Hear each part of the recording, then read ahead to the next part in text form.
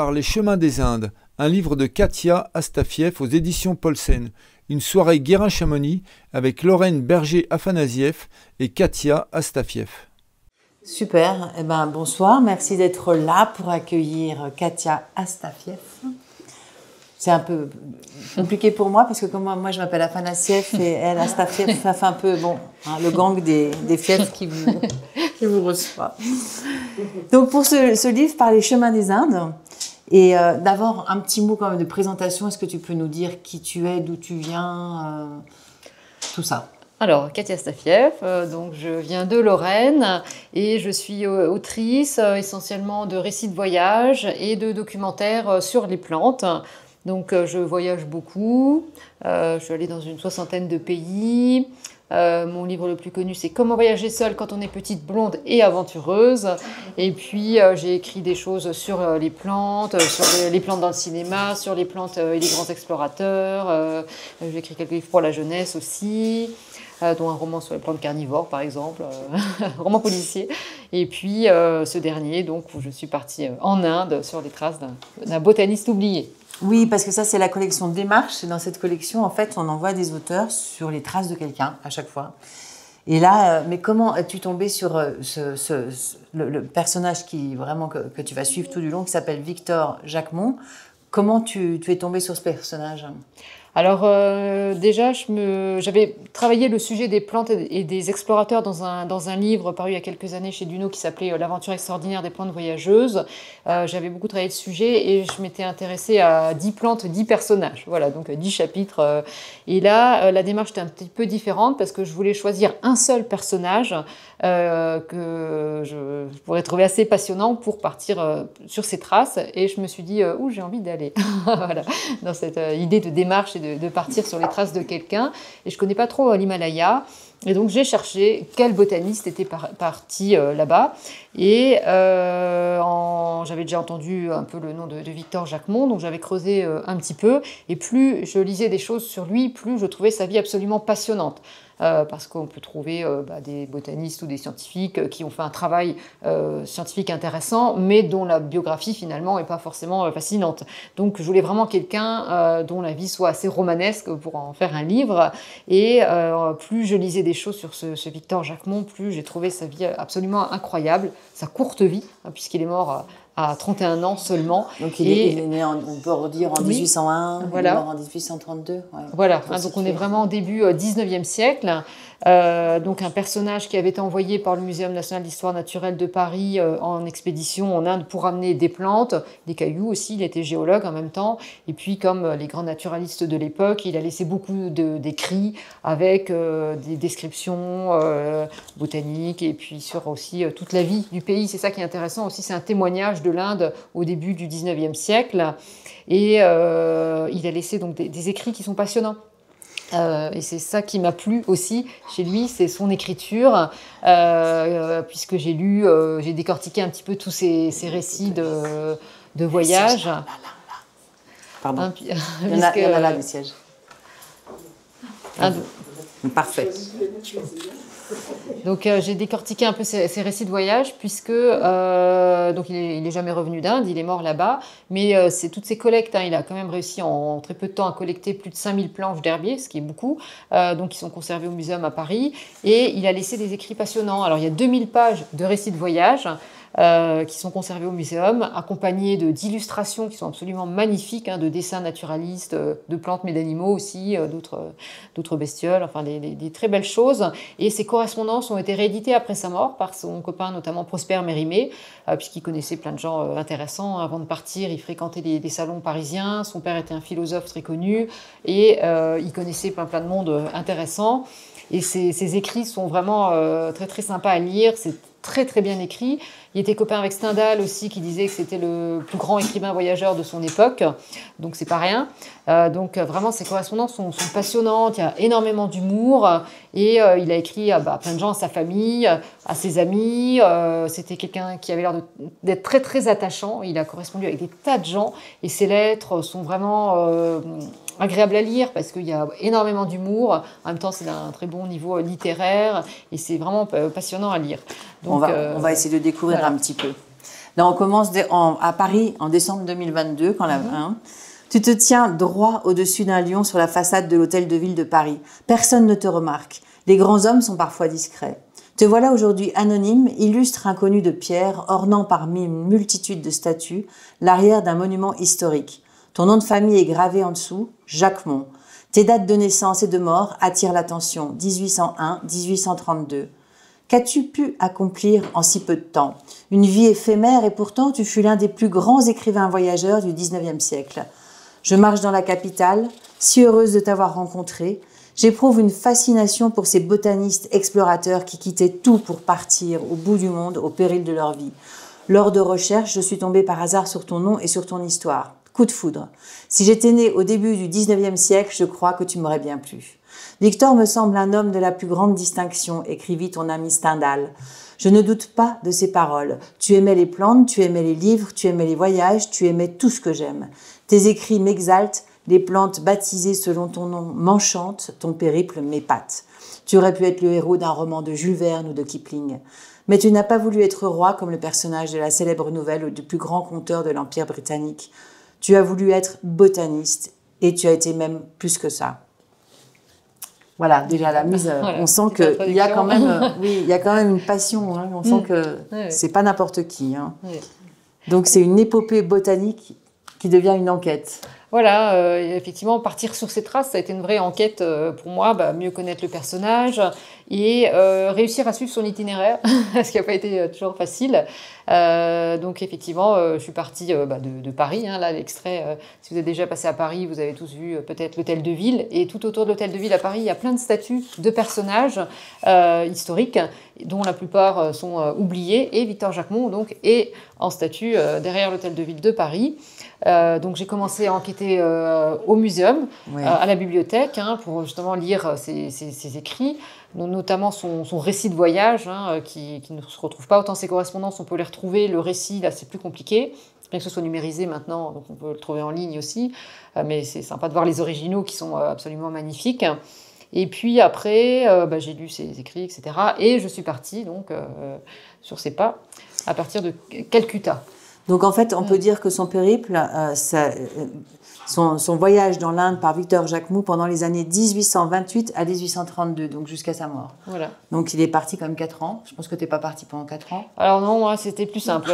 Déjà, je suis allée un peu plus vite. Hein. Lui, il a mis 10 mois pour arriver en bateau avec différentes escales. Hein. Il s'est arrêté aux Canaries, au Brésil, en Afrique du Sud, à La Réunion. Enfin déjà, bon, moi j'ai pris l'avion. Voilà, c'était déjà plus rapide. Et puis, évidemment, on ne voyage plus... aujourd'hui, comme on voyageait il y a 200 ans, hein, donc il avait des porteurs, des bœufs qui tiraient des charrettes avec son matériel. Et moi, je suis partie, j'ai pris le train. Bon, c'était beaucoup plus simple, mais j'ai essayé de m'arrêter dans les endroits où il s'est arrêté.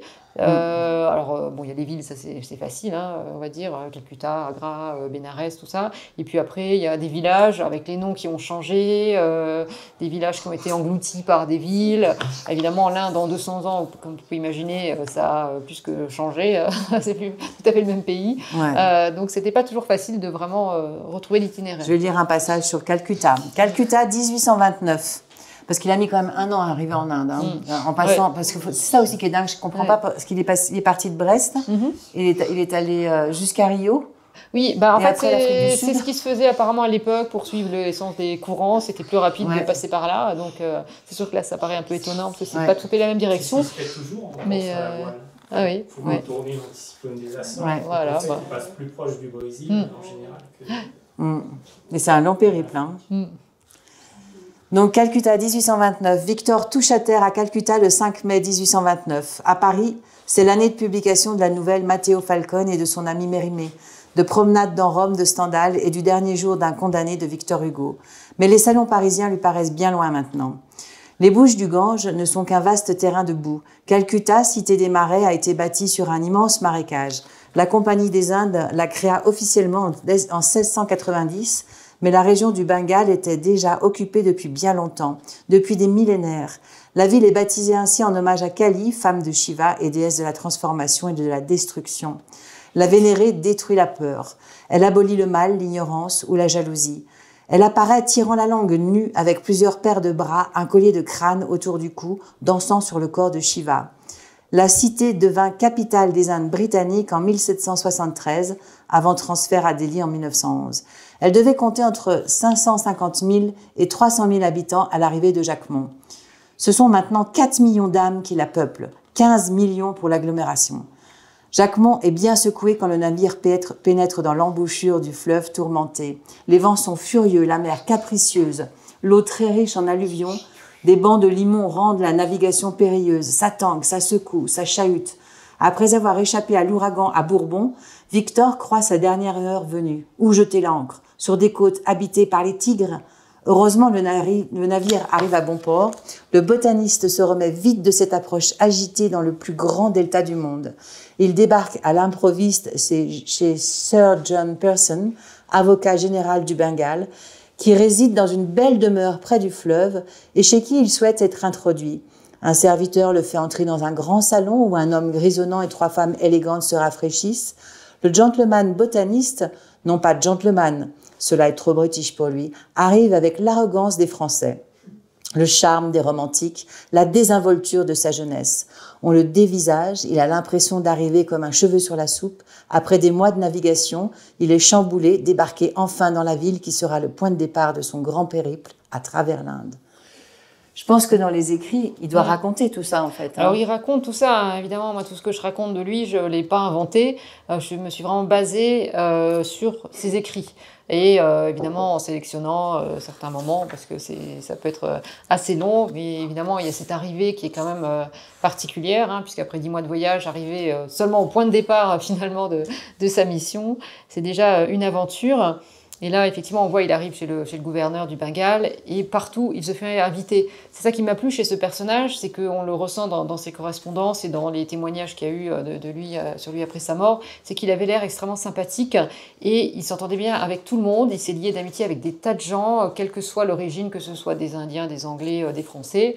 Le fait d'être français, ça a été un avantage pour lui. Évidemment, dans l'Inde coloniale, avec les Anglais, c'était plus compliqué.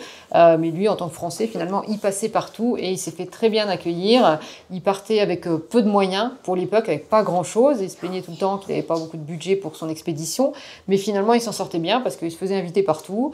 Donc, soit effectivement chez les gouverneurs, les personnalités, voilà, où là, c'était... En fait, c'était un petit milieu d'intelligentsia où tout le monde se connaissait. Voilà. Moins, et puis, par contre, dès qu'il partait dans la cambrousse, hein, que ce soit pour traverser les plaines ou dans l'Himalaya, il avait une toute petite tente, il dormait dans la nature et il adorait ça, finalement. Il se contentait de peu et il préférait d'ailleurs même être dans la nature que il critiquait aussi un peu avec humour, mais le côté superficiel de certains colons anglais, voilà, qui profitaient un peu de. Il n'apprécie pas tellement d'ailleurs la façon dont on voilà, parle. Il est très critique. Il était très critique aussi. Et enfin, il quitte Bengale. Le grand jour, l'aventurier s'en va avec une maigre caravane, une charrette en bambou tirée par des bœufs pour porter les bagages et un équipage original. Il y a 6 domestiques, chacun ayant une fonction très précise. Un palefrenier, un coupeur d'herbe, chargé de la table de Maharidel, écrit-il, un cuisinier, un laveur d'assiettes, sachant que Jacquemont n'a que 2 assiettes, un porteur d'eau et le grand maître de sa garde-robe chargé de la garde des bagages. Ses serviteurs portent aussi ses fusils chargés à balles ou à plomb. Pas de table, c'est superflu. Le baroudeur mangera sur ses genoux. La tente toute petite est chargée sur un bœuf, ainsi que la natte pour dormir sur le sol. Ce n'est pas une grosse expédition. Victor n'a pas les moyens de faire mieux. Un capitaine d'infanterie anglais aurait 25 personnes pour l'accompagner, mais notre botaniste voyage modestement. Les gens riches en voyage s'aperçoivent à peine qu'ils ne sont pas chez eux, écrit Jacquemont. Ils transportent tout leur petit confort. Que manque-t-il pour n'être pas à la maison? La maison seule. Au moins, avec cette organisation de fortune, le dépaysement sera assuré pour l'explorateur. Pourquoi partir, si ce n'est pour rester dans ses habitudes et ses certitudes? Donc oui, c'est le vrai aventurier c'est Indiana Jones, lui. Hein, oui, un peu, évidemment, les aventures de l'époque, c'est pas comme aujourd'hui, mais c'est valable aujourd'hui. Finalement, pourquoi partir, c'est pour rester dans ses habitudes et son confort, ça n'a pas tellement d'intérêt. Donc là, voilà, c'était le modèle un peu des explorateurs. Évidemment, les conditions de voyage il y a 200 ans étaient beaucoup plus compliquées qu'aujourd'hui, et beaucoup de ces explorateurs ne revenaient jamais, ce qui a été son cas. Mais réussissaient à envoyer comme... Voilà, heureusement, ses collections ont pu être rapatriées, mais malheureusement, pas lui. Et là, Bon, par contre, on voit aussi toi comment tu vis Calcutta. Inutile de, enfin, on s'en doute, c'est masque à gaz. Ah bah, Calcutta, c'est une ambiance. Hein. Je sais pas s'il y a des gens qui sont déjà allés à Calcutta. On s'ennuie pas à Calcutta. Hein. Il y a du monde partout. C'est très animé, c'est très vivant. Mais j'ai bien aimé en même temps, hein, parce que c'est vrai que j'avais un peu peur d'aller à Calcutta parce qu'on a une image assez sombre de la ville, laissée par certains écrits comme la Cité de la Joie, tout ça. Alors, ça fait... Et en fait, c'est une ville hyper dynamique, très jeune, très vivante. Et j'ai trouvé que c'était une ville passionnante, mais quand même très usante, forcément, avec le monde et puis la pollution qui est quand même assez intenable. Oui, ça prend la gorge. Ça, c'est quand même assez difficile. C'est tout le problème de l'Inde, malheureusement, aussi du Nord, en tout cas, avec cette masse de pollution qui reste collée aux montagnes. Et c'est assez terrible. Hein. Même en sortant de Calcutta, je ne m'attendais pas à ça. C'est que même en pleine campagne, il y avait un niveau de pollution incroyable. On ne voyait rien, tellement c'était gris. Et... Ouais, ça fait partie des difficultés du pays. Bon. En chemin, les bagages s'alourdissent des nombreux échantillons recueillis. Il est là pour ça, tout de même. Observer, ramasser, trier, classer, étiqueter, emballer. Travail minutieux et pointeux du naturaliste. Chaque objet collecté doit être référencé, date et lieu de récolte, identification. Pour les préserver, il les empoisonne à l'arsenic et au mercure, secret de conservation des herbiers. Sans cela, il ne resterait que des herbes moisies ou bouffées par la vermine. Mon herbier est une bibliothèque de souvenirs, écrit-il un jour. Chaque plante collectée a une histoire, celle du jour et du lieu où elle a été prélevée, mais aussi celle d'une époque, d'un contexte, d'un état d'esprit, d'un moment de la vie. Son herbier, commencé en mai 1818 au château de Lagrange chez Lafayette, a une immense valeur à la fois scientifique et sentimentale. Il contient ses premières herbes recueillies, ses premiers trésors, mais il est aussi enrichi des espèces offertes par des amis. Un herbier est une bibliothèque, c'est vrai, une bibliothèque dont les livres sont des plantes séchées, dont la langue est le latin et qui raconte une grande histoire, celle des paysages et des hommes. En chemin, l'œil vif du botaniste est sans cesse attiré par des curiosités végétales. Un jour, il trouve une épatante espèce de Laurentus, une plante grimpante aux jolies grappes orangées. Elle escalade les grands figuiers, les fameux bagnans indiens et les parasites. Les figuiers sont nombreux, l'un d'entre eux est le figuier des pagodes, Ficus rugilosa, également maître dans l'art du parasitisme. C'est même un figuier étrangleur. Ses graines, transportées par les oiseaux, germent sur une branche, puis ses racines aériennes l'enlacent, étranglant petit à petit leurs victimes. Le ficus pirate volera ses ressources en s'enracinant à son tour, tout autour, pour finalement prendre la place de l'arbre support, qui mourra et dont la matière nourrira le prédateur. Diabolique interaction du vivant. C'est vrai que c'est des arbres très spectaculaires, hein, les figuiers, ce qu'on appelle les grands bagnans, et notamment le figuier étrangleur, enfin il y a plusieurs espèces d'ailleurs. Et à Calcutta, justement, il y a un spécimen intéressant, il y a le plus grand bagnan du monde. À lui tout seul, il fait la surface de 2 terrains de foot. C'est un arbre. Donc vous avez l'impression d'être dans une forêt, mais c'est un arbre. Il a quel âge cet arbre ? Il a 300 ans à peu près. Donc ça, c'était intéressant, hein, dans les choses qui n'ont peut-être pas trop changé depuis 200 ans. Hein. Victor Jacquemont décrit ce grand bagnan, et puis retournant 200 ans après, ce grand bagnan est toujours là et c'est extrêmement spectaculaire. Victor arrive à Delhi le 5 mars 1830 où il est reçu comme un roi. Le grand moghol Muhammad Abkar Shah lui présente toute une cour. Le personnage, digne descendant de Timour lui-même, l'accueille en grande pompe. Une cérémonie qui amuse Jacquemont. On a convoqué tout un régiment d'infanterie, un troupeau de domestiques, d'huissiers, d'éléphants. On prête à Jacquemont un vêtement d'honneur. Il enfile une robe orientale colorée et brodée par-dessus son pantalon noir. Et on accroche un ruban décoré de pierreries à son chapeau. Il a un peu l'impression d'être déguisé, mais l'empereur n'a jamais vu un Français de sa vie et est impressionné par le jeune explorateur. Y a-t-il un roi en France ? Parle-t-on anglais ? Que de questions pour un Victor qui se prête au jeu en tentant de garder son sérieux. Mais le botaniste se prend d'affection pour le vieil empereur à la barbe blanche, un homme qui a perdu tout son pouvoir depuis l'arrivée des Britanniques. Donc en fait, il a introduit dans toutes les sociétés. Hein, voilà, il passe partout, donc c'est ça qui est bien pour lui, pour son voyage. Ça lui permet de décrire aussi la société de l'époque. C'est ça qui est intéressant dans ses écrits. C'est pas que de la botanique, mais ça se lit comme un roman d'aventure, ces lettres. Et puis, ça lui permet évidemment de voyager puisqu'il se fait accueillir partout. Alors, il avait des lettres de recommandation qu'il a emmenées avant de partir, de personnalités en France. Et puis là-bas, finalement, il fait souvent office un peu de curiosité, ce petit Français qui débarque tout seul chercher des plantes. Donc, oui, c'est ça, il suscite vraiment la curiosité et les gens l'apprécient très vite. Donc, ça lui permet de passer partout, même dans des endroits improbables, hein, comme à la fin de son voyage. Il va partir au Cachemire, à une époque où personne ne pouvait rentrer, surtout pas les Anglais. Et grâce au grand Maharaja qui va le prendre un petit peu sous son aile, il va pouvoir aussi aller explorer le Cachemire. Et maintenant, on va revenir à toi, à Saharanpur. En février 2023. Merci Victor. Voilà une ville dont j'aurais bien pu me passer. Et c'est toi qui m'y as emmené. Tu nous parles d'un beau jardin botanique, alors forcément, je n'ai pas pu résister à l'envie d'y faire une escale à mon tour. Mais Saharanpur a bien changé. Ce n'est plus la charmante station anglaise que tu décris qui comptait alors quelques 10 000 habitants. Aujourd'hui, elle est peuplée de plus de 700 000 âmes. Aucun touriste ne vient à Saharanpur de nos jours. À peine sortie de la gare, je fais figure de bête curieuse. Tout le monde me dévisage. J'interpelle un rickshaw pour m'emmener dans un hôtel situé juste à côté du jardin. L'homme n'a aucune idée d'où il se trouve, mais il est comme tous les chauffeurs futés qui se débrouillent toujours pour m'amener à bon port. Une nuée d'autres conducteurs et de bateaux s'agglutinent autour de moi, intrigués par cette étrangère blonde venue mystérieusement se perdre chez eux. Après des échanges animés avec plusieurs personnes, mon chauffeur semble savoir où se diriger. Il démarre en trombe dans les rues chaotiques de la ville qui se ressemblent toutes. On roule. Le chauffeur s'arrête pour demander l'itinéraire à un passant qui n'en sait pas plus, puis tente de téléphoner à l'hôtel, mais le numéro correspond à un autre État indien.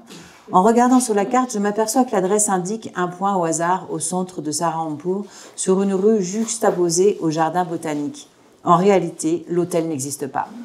Après m'être rendu compte qu'on s'était considérablement éloigné du centre et du fameux Company Garden, je demande au chauffeur de faire demi-tour pour trouver une autre guest house. Il est heureux, il a gagné sa journée avec les roupies que je lui ai laissées.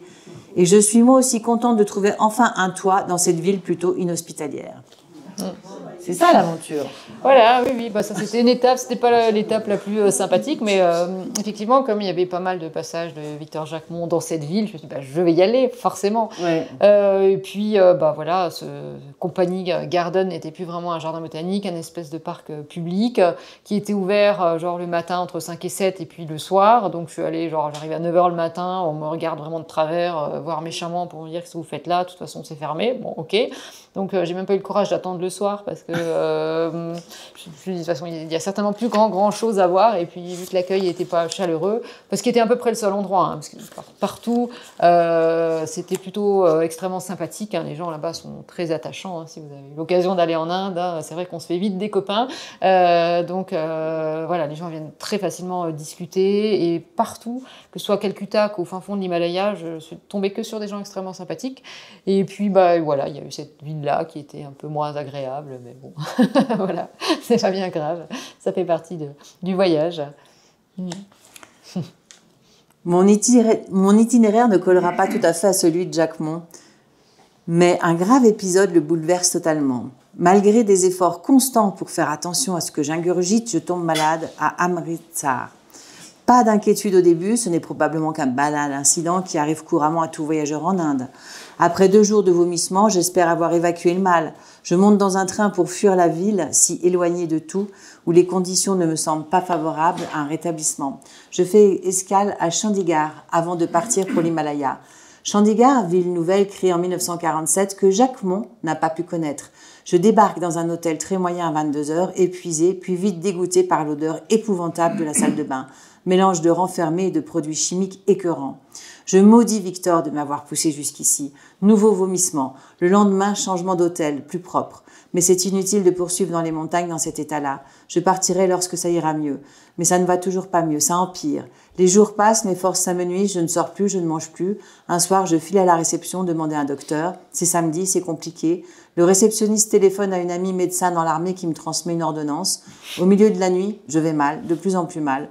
Je ne me suis jamais sentie aussi mal de ma vie et j'éprouve la terrible impression que c'est la fin. Il y a un peu du... Ah.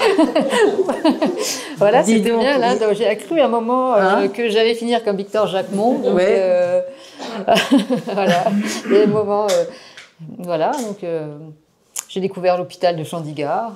L'accueil était très sympathique, mais ils m'ont gardé une semaine, puis j'ai été rapatriée. Mais voilà.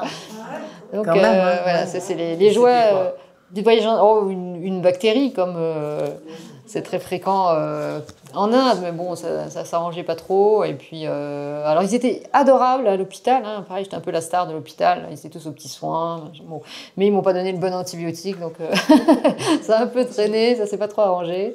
Donc, c'est devenu quand même un petit peu flippant. Je me suis dit, je vais finir comme mon botaniste. Mais tout va bien, je suis Mais là. comme quoi, même 200 ans après, c'est dangereux, quoi. Hein. Voilà, c'est toujours dangereux. Alors comme lui, hein, il a échappé à tout un tas de trucs, hein, pourtant. Il a eu le choléra, il s'en est remis, il s'est fait attaquer par des bandits, ça s'est bien passé, il est tombé de cheval dans un ravin, ça a été... Il lui est arrivé tout un tas de trucs, et il meurt quand même à la fin. Bon, voilà. Ça, c'est les... Et voilà. Donc il a mieux fallu rentrer, rapatrier. Voilà, après... voilà, donc je suis rentrée, je me suis reposée, je me suis requinquée, enfin bref, je vous passe les détails. Et 2 mois après, quand ça a été mieux, je suis repartie. Voilà, je me suis dit, c'est comme quand on tombe de cheval, il faut remonter tout de suite, sinon après on a peur, on n'y va plus jamais. Donc je suis repartie finir le voyage donc dans la partie himalayenne cette fois, dans une vallée qui s'appelle la vallée du Kinor, qui n'est pas très connue et qui a été aussi assez mouvementée, mais je vous dis peut-être pas tout. Non, non, faut pas tout dire. On va pas tout dire. Voilà. On va pas tout dire. Mais enfin bon, après si vous avez des questions aussi, alors n'hésitez pas pour en profiter. Non mais c'est vrai. Oui. Si vous avez des questions ou sur le voyage de Jacquemont ou le sien. Toute seule tout le temps. Toute seule. Vous êtes courageuse. Parce que... Non, ça s'est bien passé. Mais c'est une grande voyageuse, hein, puisque je suis allée dans une soixantaine de pays en solitaire aux 4 coins du monde. Bon, ça se passe toujours bien. Hein, c'est vrai que c'est toujours la question. Ouais, vous n'avez pas peur, mais en fait, il n'y a pas de raison. Hein, là, 99% des gens sont sympas. Puis après, si vous n'avez pas de bol, vous pouvez tomber sur un... Mais bon, généralement, on est bien accueillis partout. Mais il n'y a pas eu de lettre de recommandation comme pour Jacquemont. Non, alors j'avais pas de lettre de recommandation. Je ne suis pas allée chez le maire de Calcutta ou chez le gouverneur du Bengale. Non. J'ai simplement... Ni chez des botanistes ou des scientifiques. Même pas. J'ai pas rencontré de Maharaja. Non, ça a été un voyage plus simple finalement, très différent. Et non, c'est peut-être pas comparable comme type de voyage. Et pourtant, j'ai quand même pu retrouver des choses de son voyage. Donc, c'était quand même intéressant. Il y a des choses qu'il écrit que j'ai pu retrouver 200 ans après. Donc, c'était quand même finalement pas si absurde finalement de partir comme ça dans un pays qui a évidemment beaucoup changé. Mais par contre, comme lui, j'ai trouvé que les gens étaient sympas partout finalement.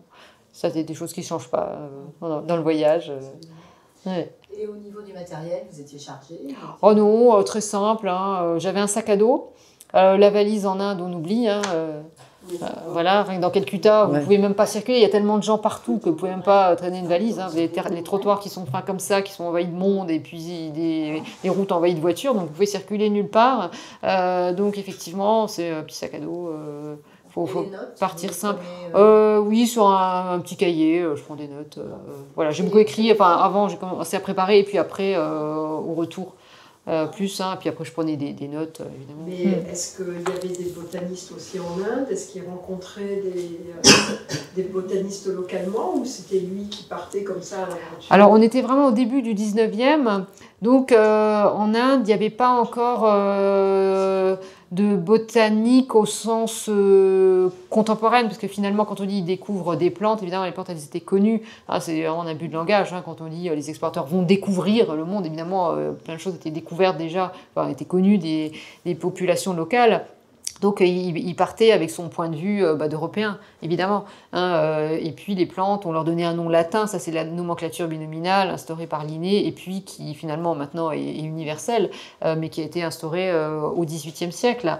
Et par contre, il y avait des botanistes, mais qui étaient des Anglais. Hein, quand il est arrivé au Jardin botanique de Calcutta, c'était un très très grand jardin, c'est encore une énorme institution. Il y a le plus grand herbier d'Inde, enfin, c'est quelque chose d'important, mais c'était évidemment des Anglais, hein, donc il y avait quand même un côté aussi colonial dans la démarche, bien que lui partait comme scientifique pour découvrir le monde, un petit peu naïvement, je dirais, mais effectivement, dans l'histoire des jardins botaniques, finalement, c'était les grandes institutions à l'étranger, il y en avait en Indonésie, il y en avait dans d'autres pays, c'était, il y a, par exemple, Kew, c'est donc le jardin anglais de référence, à Paris c'était le muséum, muséum.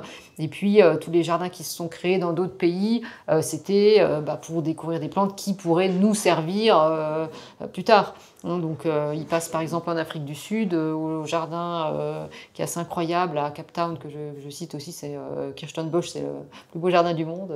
Si vous avez l'occasion d'y voyager, c'est assez extraordinaire. Donc, il a l'occasion de passer dans le coin à l'époque où la végétation d'Afrique du Sud est absolument incroyable. Et c'est pareil, finalement, c'est des jardins coloniaux historiquement. Et puis maintenant, évidemment, ça a beaucoup changé. On a évidemment des botanistes indiens et dans tous les pays, il y a des bons botanistes locaux. Mais donc, à l'époque, lui, il ne cherche pas, par exemple, à demander, je ne sais pas s'il y a des plantes médicinales, de savoir comment... Alors, il n'était pas dans l'étude des propriétés. Hein, voilà, il n'était pas dans ce côté médicinal. Il était vraiment le côté un petit peu, finalement, qui est un petit peu la base. Déjà, connaître, trouver une plante, la décrire, la mettre dans un herbier et lui donner un nom. Alors évidemment, comme il n'est jamais revenu, il n'a pas pu lui-même étudier ses collections. Donc après sa mort, c'est d'autres botanistes qui ont étudié les échantillons et qui les ont baptisés. Alors, je me suis amusée à la fin à mettre la liste des plantes nommées en hommage à Jacquemont, qui s'appellent tous quelque chose de Jacquemonti. Par exemple, il y a le bouleau de Jacquemont, le noisetier de Jacquemont, avec un petit nom latin. Donc voilà, ça s'est fait après. Mais là, on était un peu dans une démarche un peu d'inventaire finalement, de connaissance de qu'est-ce qui existe, qui est finalement un petit peu la base et qui est finalement extrêmement importante puisque ça permet de savoir ce qui existait et c'est valable partout dans le monde. Pour voir l'évolution de la biodiversité, on parle d'effondrement de la biodiversité, mais enfin, si on ne sait pas ce qu'il y a, c'est difficile de dire qu'est-ce qui a changé, qu'est-ce qui a évolué, qu'est-ce qu'on a perdu. Donc finalement, c'est vraiment la base des sciences naturelles, finalement, c'est de faire l'inventaire des espèces, les décrire et leur donner un nom. Ça c'est un peu pareil en zoologie finalement, ou sur les insectes ou n'importe quelle discipline, c'est déjà d'inventorier, de baptiser et d'avoir des échantillons de référence pour savoir qu'est-ce qu'il y avait dans telle région, à tel endroit, à tel moment. Et les échantillons, ça ressemble à quoi en fait? Parce que moi je vois herbier, je vois juste un petit truc, la petite fleur sur une petite feuille, mais c'est ça. Finalement, la méthode est très simple finalement. C'est on cueille, vous l'avez peut-être fait quand vous étiez au collège ou à l'école primaire même, on va ramasser des plantes, on les met sur du papier journal, on met un truc dessus, une presse à herbier ou un tas de livres volumineux pour vraiment presser la plante. On la fait bien sécher, puis après elle est mise sur une planche d'herbier, et là elle est fixée. Effectivement, à l'époque, on traitait avec des produits chimiques très très toxiques. Super toxiques. Voilà, et même maintenant, quand on manipule ces herbiers, il faut des gants, il faut un masque, parce que c'est des produits toxiques. Maintenant, on met au congélateur pour tuer les bestioles, c'est plus simple. Mais finalement, la méthode est relativement simple. Et par contre, ce qui est quand même assez... parce que spectaculaire, c'est comment on a pu réussir finalement à faire traverser ces collections et qu'elles arrivent finalement en bon état, parce qu'évidemment avec l'humidité dans ces pays-là, climat de mousson, climat très chaud, climat extrême, et puis tout le voyage en bateau, il faut bien que ce soit quand même conservé pour que ça arrive à bon port, et là c'est arrivé en parfait état de conservation. Et ça, tu les as vus, Alors touchés. Les herbiers, je ne les ai pas touchés, mais en fait ils sont numérisés, c'est ça qui est bien maintenant avec ce monde moderne, c'est numérisé. Alors on peut consulter sur demande, mais sinon ils sont numérisés, ils sont en ligne, donc sur le site du muséum, on peut retrouver des planches d'herbier. Ouais. Vous avez eu le droit de ramener des fleurs, des plantes? Alors, j'ai pas ramené de plantes, non. Moi, je suis pas partie. Alors, moi, je suis pas botaniste de terrain, donc je suis pas allée dans une démarche, j'allais ramasser des choses. Là, c'était vraiment le côté humain qui m'intéressait finalement. C'est ce personnage, son histoire. Finalement, ça donne un espèce de roman d'aventure d'une certaine manière. Mais je trouve que c'est intéressant aussi. Finalement, ça permet de parler d'un pays, parler d'un personnage, parler d'une époque, parler de la façon dont on voyageait à l'époque, la façon dont on collectait les plantes, dont on travaillait. Donc, c'est quand même intéressant. Et puis, finalement, ces illustrations, dans le bouquin, on a mis 2-3 illustrations qu'il avait réalisées qui sont magnifiques. C'est super bien. C'est vraiment très, très beau. Par exemple, un chat, le chat de Jacquemont, donc, qui avait été baptisé en son nom. Bon, après, on a vu qu'il y avait une autre espèce qui... Enfin, il a été rebaptisé après, mais voilà, au départ, il était identifié comme chat de Jacquemont. Il décrivait aussi les gens qu'il rencontrait. Là. Il y a des portraits qui sont magnifiques. Donc, il n'y a pas que des plantes. C'est ça qui est intéressant. C'est qu'à cette époque, les naturalistes étaient assez pluridisciplinaires. Maintenant, il faut être hyper spécialisé dans tel ou tel domaine. Et c'est vrai qu'à l'époque, c'était assez... Puis des vrais artistes. Oui, c'est vrai que c'était des gens très complets, scientifiques, écrivains, illustrateurs, multiples talents. Il est mort là-bas, quelques temps.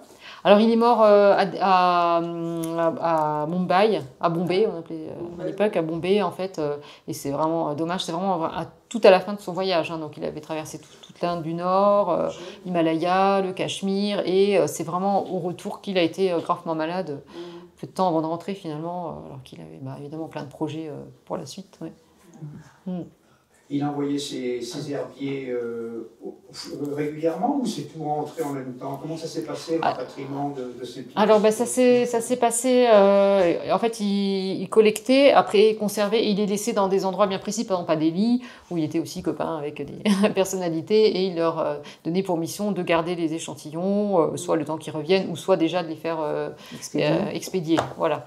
Hein, parce que, évidemment, c'était compliqué, hein, l'expédition. Donc, même s'il était ailleurs, il fallait que ça redescende jusqu'à Calcutta pour là reprendre le bateau pour repartir. Donc, effectivement, c'était un soin quand même très important. Il passait un temps fou, finalement, collecter, enregistrer. Et puis, tous les écrits qu'il a laissés, ça paraît incroyable, en fait. Il y a des écrits, il dit, alors je suis dans la montagne, perdu au milieu de nulle part, il y a eu un orage, il est sous un arbre, à se dire, qu'est-ce qui va m'arriver, ou dans sa toute petite tente, plusieurs fois il a failli mourir de froid dans l'Himalaya, enfin, et il raconte toujours ça, puis il écrit, il raconte des tas de choses, hein, c'est assez étonnant, tout ce qu'il a pu faire et vivre en si peu de temps, finalement. Oui.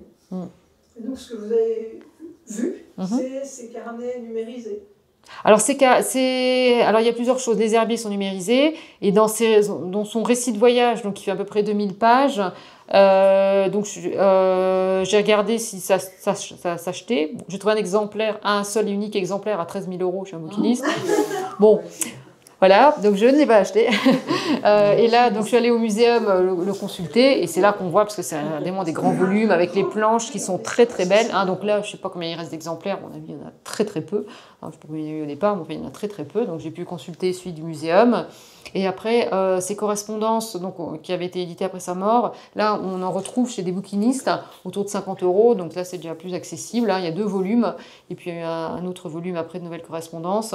Donc ça se trouve, voilà. Mais c'est aussi numérisé. Voilà, donc il n'y a même pas besoin de se déplacer si on veut. C'est ça, la modernité. C'est pratique pour faire des recherches, évidemment. Il y a même des articles sur lui. Il y a des tas de choses qui ont été écrites après, qu'on peut retrouver en ligne. Ça, c'est quand même évidemment un avantage quand on fait des recherches. On a accès maintenant à des ressources quand même intéressantes sans forcément se déplacer. Hein. Alors, si j'avais écrit juste une biographie, j'aurais pu faire ça dans mon salon, hein, finalement. Mais bon, l'idée, c'est quand même de partir. C'était prétexte aussi à faire un grand voyage. Et puis, je trouve que c'est quand même intéressant parce que, alors, il y a des gens qui sont très forts pour ça, hein, des écrivains qui, sans aller nulle part, arrivent d'écrire d'autres pays alors qu'ils ne sont jamais allés. Bon, moi, franchement, j'ai du mal. Et en plus, un pays comme l'Inde, je sais pas, comment on peut se représenter l'Inde si on n'y est jamais allé, hein. Alors évidemment, on a vu des reportages, on voit les couleurs, on voit des tas de choses, mais c'est tellement un autre univers que si on n'y est pas, je sais pas si on arrive à se représenter. Hein, cette foule de gens, cette ambiance, cette vie, enfin, ces liens avec les gens sur place qu'on peut avoir, puis ces paysages, l'Himalaya. Ici, il y a beaucoup de montagnards. Des gens parmi vous qui sont allés dans l'Himalaya, mais dans la vallée du Kinor, je ne m'attendais pas à ça. Il décrit des endroits un peu vertigineux, un peu presque angoissants. Et c'est vrai que c'est un peu l'impression que j'ai eue aussi là-bas, dans ces vallées-là. Après, ça dépend où on va, évidemment, c'est immense. Mais pourtant, j'adore la montagne, mais j'ai eu aussi des angoisses en arrivant dans ces vallées, mais tellement profondes, ces routes, mais tellement encaissées. C'était presque flippant avec ces routes. Alors, les routes, on ne parle même pas. Donc, c'est vrai que c'était assez flippant aussi par moments. Et c'est vrai qu'on ne peut pas se représenter ça. Moi, j'imagine, ça va être des grandes montagnes, ça va être magnifique et tout. Et je ne pensais pas avoir cette impression, ce ressenti en étant sur place, quoi. Et ça, en y allant, qu'on se rend compte de certaines Bien choses. Bien sûr, il faut l'éprouver. Ouais. Voilà. Il avait une énorme notoriété pour être sur l'hôtel de ville. Eh ben, il a été très connu à une certaine époque. Déjà, il connaissait énormément de gens, parce que bon, là, on a passé rapidement, mais dans sa jeunesse, je la résume un petit peu au début, parce ce qui m'intéressait, c'était le voyage, mais déjà avant, il a vécu énormément de choses. Donc, je disais, son père était un philosophe assez renommé à l'époque. Il fréquentait les salons parisiens, et donc il a rencontré des tas de personnalités. Donc, il était très copain avec Stendhal, avec Prosper Mérimée, il a rencontré des peintres comme Delacroix. Il a passé, et en fait, il s'est mis à la botanique chez le marquis de Lafayette.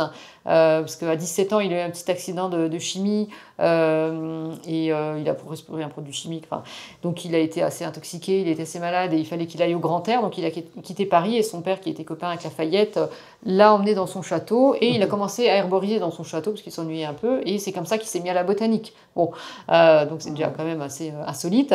Et après, ce qui a été décisif dans son voyage, c'est aussi une aventure personnelle, c'est qu'il fréquentait aussi l'opéra beaucoup, c'était un fan d'opéra, et notamment avec Stendhal, c'est des fous d'opéra, et il est tombé amoureux d'une cantatrice italienne, et donc ils ont eu une liaison un peu platonique pendant 2 ans, puis ça s'est pas vraiment fini comme il voulait, donc il a fait une dépression assez importante, et c'est son frère, un de ses frères, qui lui a dit, écoute là, faut faire quelque chose, hein, et il l'a poussé à partir en voyage. Il est parti aux États-Unis, et là il avait déjà plein de contacts justement grâce à Lafayette, et c'est comme ça qu'il a commencé à voyager.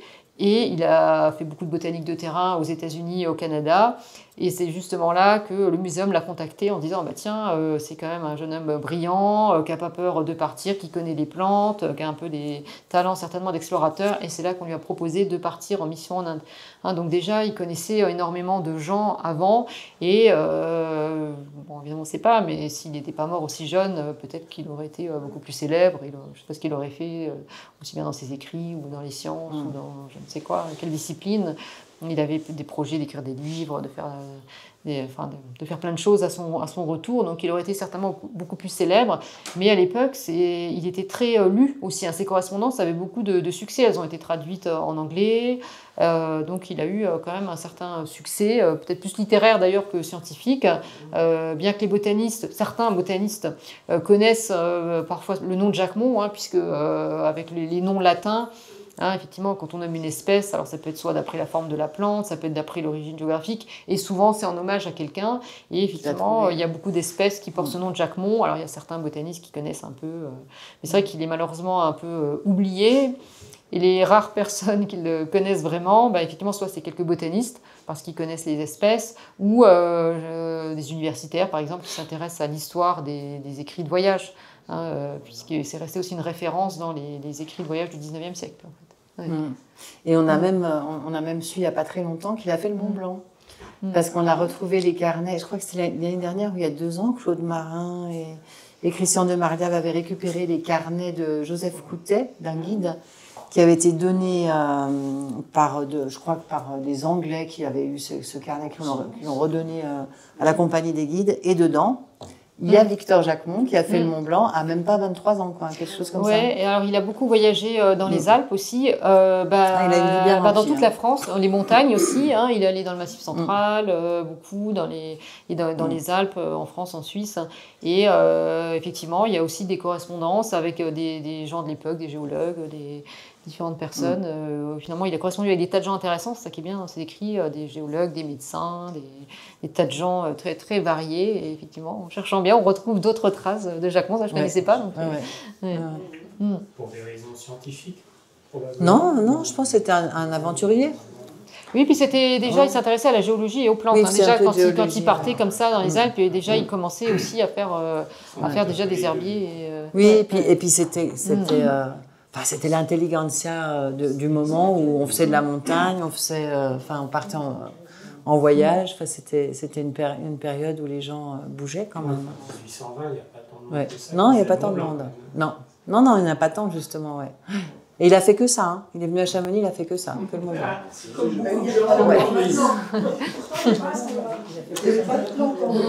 Non. Et tout ça sur les fonds de papa ou du muséum ou...